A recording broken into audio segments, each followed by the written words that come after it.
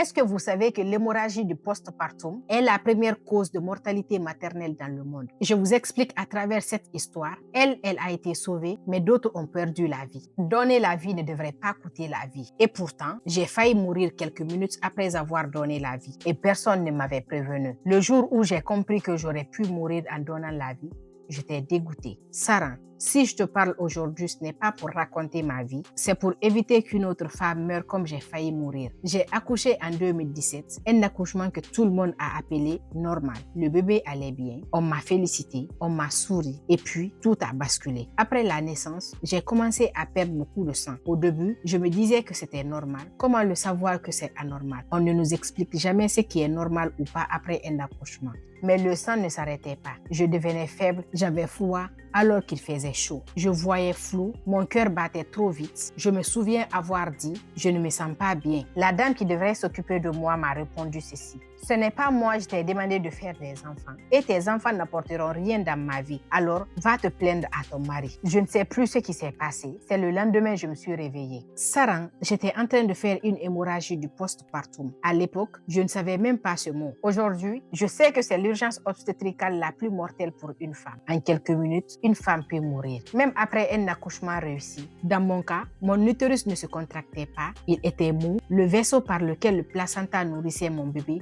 restait ouvert et le sang s'échappait sans que je puisse le contrôler. J'ai appris plus tard qu'il y a plusieurs causes possibles. Parfois, l'utérus ne se referme pas. Parfois, les vaisseaux du placenta restent à l'intérieur. Parfois, il y a des déchirures invisibles. Et parfois, le sang ne coagule pas normalement. Mais sur le moment, tout ce que je savais, c'est que je partais. J'ai survécu parce que quelqu'un a réagi vite. Parce qu'on ne m'a pas laissée seule. Parce qu'on a agi sans attendre. Beaucoup de femmes n'ont pas cette chance. Aujourd'hui encore, l'hémorragie du postpartum est la première cause de la mortalité maternelle dans le monde. Et le plus cruel, c'est que la majorité de ces décès sont évitables. Sarah, si je veux que tu partages mon histoire, c'est pour que les femmes puissent comprendre qu'après un accouchement, la surveillance n'est pas une formalité. Un saignement abondant n'est jamais juste normal. Une faiblesse soudaine, des vertiges, une accélération du cœur, ce sont des signaux d'alarme. Chaque minute compte. Parfois, pour sauver une femme, les médecins doivent aller très loin. Médicaments, transfusions, chirurgie et parfois même enlever l'utérus pour sauver la vie. On ne parle pas assez de ça,